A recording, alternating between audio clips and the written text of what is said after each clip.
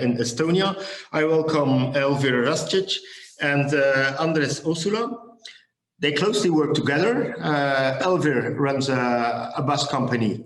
Andres used to run it, but has switched his company to a software company, and now you're working together, guys. What's the result of that? Yeah, we can start show our presentation. I got it. You. Great. Let me start to explain when we started our brand Bus4You. And it was back in 2007. So next page, please. So it's a little bit funny, guys, when you talk about amount of passengers that you have back in India and Mexico. You guys, you have more passengers in one entire city as we have entire Scandinavia. So, but that's what we have here in Scandinavia. We are a bus company owned by Norwegian government, and we have approximately 11,000 employees, and we operate in Norway, Sweden, and some parts of Denmark. We have buses, trains, mobility, car sharing, and even cargo. Next page, please.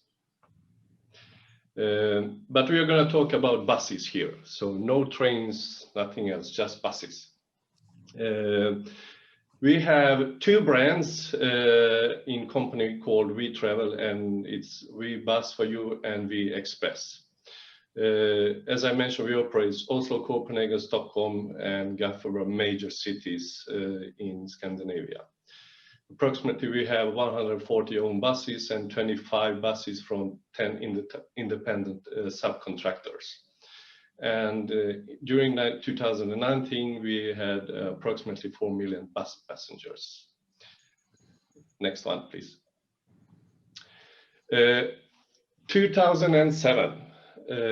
We wanted to start something new to change the way of traveling with the express buses. So we started a brand called Bus4You that is a little bit different than the regular express buses. So we have 2+1 seating in our buses with a lot of space between seats, as you can see in this picture. And we wanted to be a game changer in Swedish intercity bus industry. By starting with Bus4You, we needed to have a new customer system or a reservation system. So we made some local-based system software in the beginning, because we started with only 4 buses.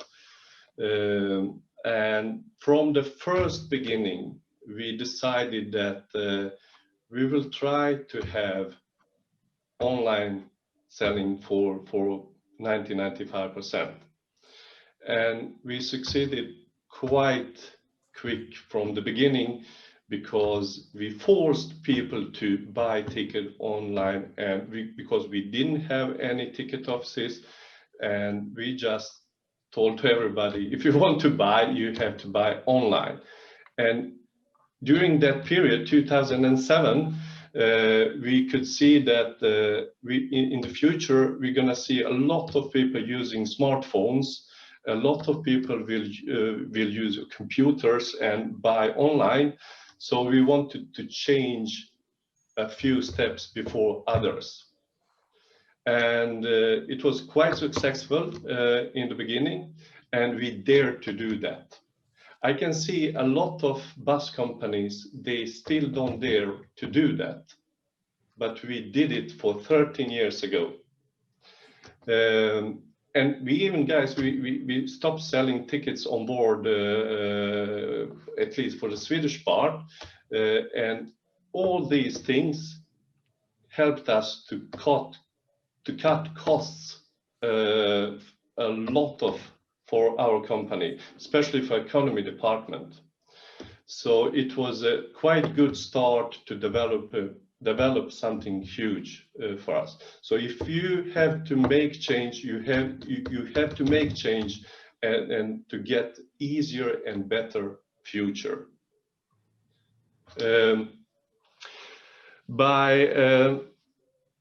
By developing the system,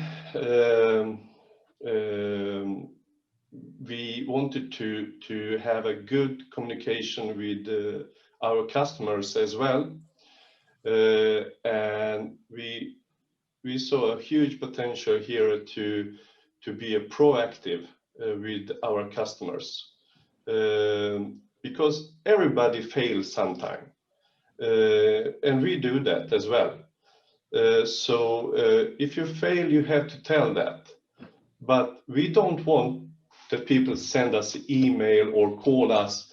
We want to be proactive and tell already while they're still on the bus, so they get information and compensation, digital of course, and they are still on the bus. So that was one of the part that we wanted to develop, and we did it in the system, so we can speak with them in digital way. Okay. So can you keep time in mind, please, Elvir? But please continue. Yeah. Okay. So tell when you fail, and you will get respect. That's true, because when you're honest, when you have that communication with your customers, so you can be awarded for that. And I can proudly say that for 10 last years, Bus4You has been awarded for Sweden's most satisfied and loyal customers, comparing with all other bus companies, trains, aviation industry. Yes, next one, please. By growing so much, we needed to find out if we continue with the current system or we have to find something else. And we started to look around, and we wanted to make something huge, and we wanted to find some system that is used by other bus companies in the entire world, because we wanted to gather information, ideas from all other operators. And we found out that Turnit was the right reservation system for us. So we started to make communication with Andres and the guys over there in Estonia, 2015, 2016, and then we start migration 2017. I think, Andres, you can take over now. So I'll quickly talk about what we do at Turnit. So we're a tech company grown out of a bus operator. So my background is actually from intercity bus operations just as well. So at one point we understood that there is a need for a quick solution for the industry to digitize themselves. But at the same time, we really wanted to leave independence for the industry to choose what kind of sales strategy, what kind of sales channels they want to sell. Is it their own sales channels? Is it eventually Google or CheckMyBus as search engines? So what we do in Turnit, we provide only the core technology for operators to run their business, schedules, inventory, and so on, but basically define their product. From there on, it's up to the operators to choose and basically sell whichever offline, online, on board sales channels they want to sell their tickets. So that's what we do. Next slide. So we provide basically the back end off-the-shelf product for the industry.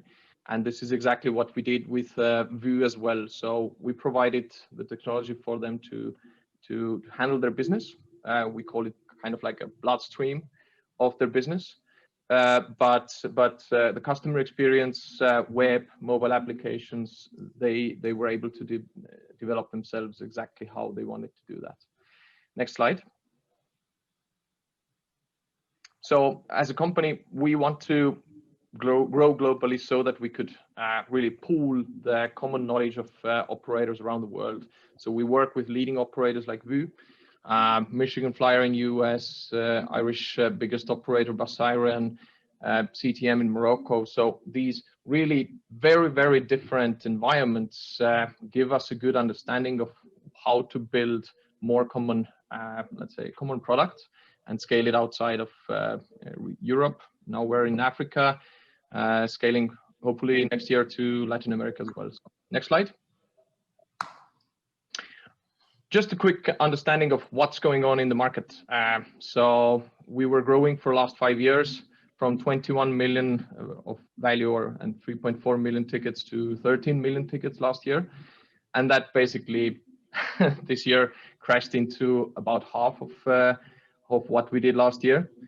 But we do really see already the recovery building up for the next year. So we do see that there is a strong tendency for digitalization. We've got new customers going online next year as well. So I think it's a good way how market is developing currently. Next slide. Elvir, that's yours. Yeah, what we did when we changed to Turnit, so the entire selling part in only one system gave us a clear picture of what we have and what we can develop. That gave us advantage and could increase operation efficiency a lot. Quick way of changing the timetable, especially during this period. Yielding, pricing, we had in all system, but moving to Turnit, we could get much faster and modern way of yielding with both good algorithm and manually way changing the prices. And revenue increased a lot, especially last year when we changed to Turnit. And the third one, now when both countries, for example, Norway and Sweden, use the same system, by using multi-legs, we can reach to some new customers, and new customer can discover that we have some destinations.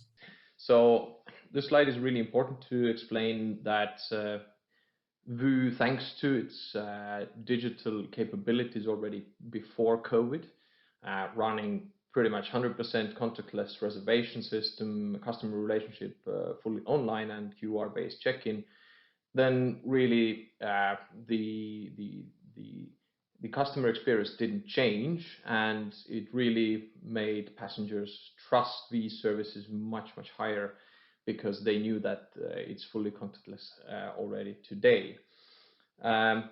We were also able to make sure that all the pre-booking channels visualize the blocked seats for the social distancing purposes. So all the seat maps are relevant to those kind of blockings, and it's easy to change if those blockings are removed and the capacity is limited to 100%, for example. In that case, we just change the fleet profile to the full capacity. At the same time, because we're utilizing automated seating algorithms, people traveling together, they can still choose seats that are next to each other. So it doesn't necessarily mean that those people have to stay on in a social distance from each other.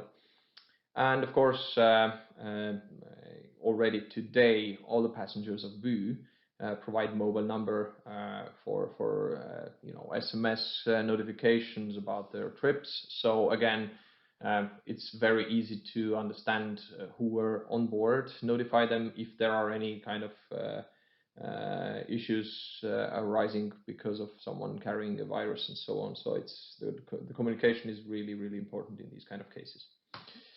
So we also wanted to have a quick look into the future, based on the experience we have had with VU for quite some time, and of course Turnit's other customers just as well.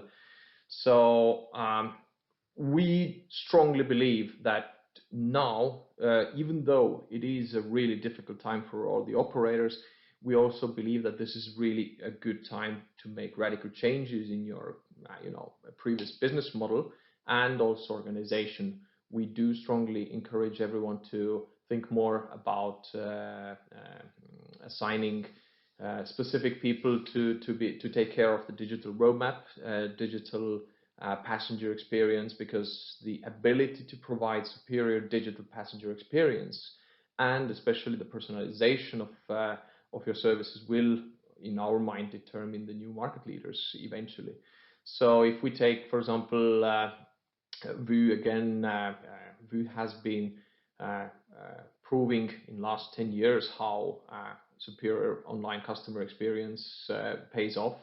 The growth rate of the ridership has been really 2 digits at least every year. So it's a really good proof of that. We also do strongly believe that this is a great time to actually launch subcontracting and cooperation models between operators. Let's say, you know, if you are the strongest operator already today on your market, why not bring in other operators under the same digital platform?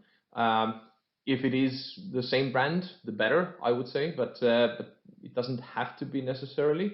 But utilizing and pooling the resource to use the digital tools, digital sales channels better than anyone alone, especially the smaller operators, I'm afraid they're going to be crunched under the immense pressure of a lot of sales channels wanting to sell their tickets, and eventually, you know, we believe that anyone can do their own, let's call it Flixbus model or National Express model, because the tools are there. We can provide the tools. It's about the local know-how and the capabilities of the operators to use them in their own benefit. And one specific trend we're really also fans of, we see that because of the technology in real time, giving all the tools to the drivers, to the operations teams, it is really, you know, easy to actually set up much more pick-up and drop-off points within the regions to really bring the intercity bus closer to their natural homes, so they don't have to really travel distances through, maybe even through the city to the bus station, just to board the bus that goes right back through their own maybe home region. So I think it's really and you know, this kind of passenger experience is possible today. VU utilizes it on some of the routes with 180 stops. It doesn't necessarily mean that they stop all in all those stops. Yeah, they just see whether there are passengers to be picked up or dropped off, and that's it. So this kind of dynamic, on-demand, let's say, business model or operations model is definitely worth, and passengers do love that as well. And the last slide to touch about mobility as a service platforms.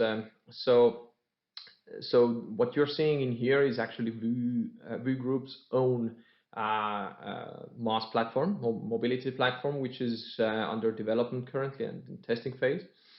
So because VU is operating multiple modes of transport, they run trains, they run buses, they run taxis. So it is much more logical that they actually provide those services through one mobility platform. And having such a critical mass of already existing own services, it definitely gives them also a bit of a competitive advantage actually when providing also other operator services. And so in this particular case, you can see how Go Ahead rail transportation is also already displayed in the platform. Probably at one point there's going to be also a purchasing option as well. So we do strongly believe that passengers actually do benefit from these kind of engagements. We also believe that the best MaaS platforms for the local regions is going to be the one that is provided by the local operators, because they know best the local market and industry and all the intricacies related to your region. So VU's goal is to provide the best MaaS platform for the Scandinavian region, Sweden, Norway mainly. And we also see that there will be following also global roaming capabilities, so that, for example, VU Mass platform customers could also go to, let's say, Great Britain and use that same app for the mobility services in there as well. But for that to really happen, we have to see more technical and commercial standardization in similar way like in airlines. IATA is providing to make seamless integration and interlining. So there certainly needs to be more standards, and we hope European Union is giving its input in there as well. We are positive about mass platforms, but we do also believe that the real growth and drive is coming from actual operators, not just an IT provider or an app. It has to be much strongly driven by operators themselves. And of course, it has to be also based on strong and capable technical APIs. From Turnit side, this is one of our key focuses to provide good technical APIs for anyone to integrate and also perform, because let's be honest, with these kinds of platforms, your reservation system is going to get hammered. There's going to be so many systems polling your API and asking about your schedules, asking about your fares, without them actually going to purchase. So the conversion rates from requests to actually purchases is going to be tremendous. So you really need to take care of the technical infrastructure to be ready for these kind of things. We are talking about these industry insights in our blog a lot, so please take the time and look, check out Turnit's blog. I'm pretty sure for the industry there's a lot more, especially on the digitalization of the industry as well. Thank you very much, guys, and hope to talk to you about these things next time as well. Okay, thank you very much. Is there something you want to say to conclude, Elvir?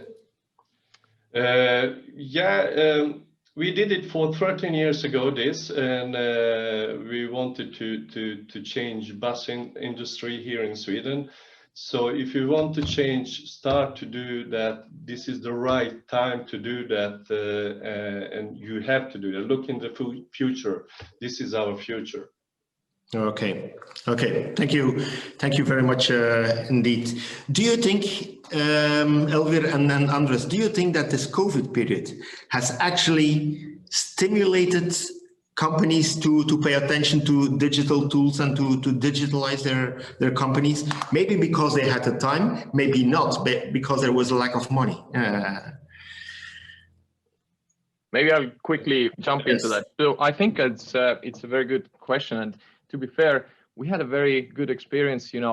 Before COVID, a lot of operators were saying, yeah, we do really want to make digital change, but we don't have time for that. Now I think a lot of operators see that there is a good chance currently with the hiatus and make that change so that they could improve their operations and gain much faster. So I truly believe that, yes. Right. In one of our previous seminars, the answer was not as clear as that, because pre-COVID, they didn't have the time. No, in COVID and maybe shortly after COVID, times will be that uncertain that people do not know, will I have the money available to make these adaptations, and will it be worthwhile on the short term? So that's a very good point. Pay as you grow is the answer. Yes. You don't really need to invest anymore. There are technologies out there, so you just have to start using them. Yeah, right. This is a perfect quote to finalize this session. I'll thank all the speakers, but I've got one announcement, ladies and gentlemen. This is the third part of this series, and we're going to a conclusion. We're organizing a conclusion. I'll come to that in a minute. Let me finalize with one last poll. We'd like to ask your participation for this time. Hans, can you launch the third poll? Yes, to what extent are you using omni-channel strategies? That means that in your sales, are you putting all your capital into one channel, or are you actually mixing channels and trying to make the biggest symbiosis of all of that? First possible answer is I have my own e-commerce set up on my webpage. That's enough for me. I use this one. Second possibility, I use online travel agencies, which means multiple, but this is one strategy. Or I use Google Ads, or I use mega search engines, or I use content publishers. There's one last one. I use global distribution networks. These are the possibilities. Hannes, can you show us what people are using? Ah, okay. We see two leaders. One very explicit leader. 50% of the companies run their own e-commerce on their website, right? But they add other tools. That's very clear here. And Google Ads seems to be very popular as well as online travel agents, meta search engines, and content publishers. Need to be pushed, but I'm sure this is also going to grow very fast in the coming months. So what we actually have been trying to tell you in those 3 webinars that we've had in this series is that the mix of communication is actually probably giving you the best of results that you could imagine there. Of course, your own strategy in your own company plays a very important role here. Right, thank you very much. This was the 3rd part of this series. We're coming to a conclusion here. And the conclusion will be presented in what we call a big debate. So we will have on December 10th, please note that, maybe Hannes, you can put the announcement on the screen. On the 10th of December, we invite you all to give your comments, give your questions, and you will be asked them, right, on the whole digital strategies that have been put up here and that have been affecting not only our bus and coach companies, but actually the whole mobility sector in this period. So please note, December 10th at 3 p.m. Central European time, which means morning in the United States and in the American continent, which means late afternoon or evening in Asia.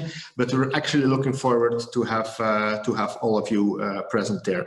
We will have the participation of online travel agencies, of meta search engines, of global distribution systems, and even professional federations and experts will be there to answer your questions. We'll have one presentation of about 20 minutes done by Mark Hoffman, the CEO of CheckMyBus, but we'll have a panel that is ready to answer your question and to comment your vision. So please participate in the preparative process that we will be launching for that, so we can learn from it. And I take the opportunity to say again that from next week onwards, the answers to all your questions that you've been asking will be available on the CheckMyBus and on the Busworld Academy website, as well as the recording of the session. So please feel free to review whatever you want to see. Also, the presentations of those speakers will be available, and I have to thank them for that. Hannes, thank you so much for this evaluation. I'm closing the session here, and I look forward to meet you all on December the 10th. Also mentioning that on December 22nd, Busworld Academy and the United Nations, we have a pre-event for the Environmental Sustainable Transport Forum of the United Nations. It will be launched by the United Nations, and as Busworld Academy, we will be coordinating the session on, let's say, zero-emission buses and the way to electric buses, hydrogen buses, whatever possibility we have. Thank you so much, ladies and gentlemen. Look forward to see you next time.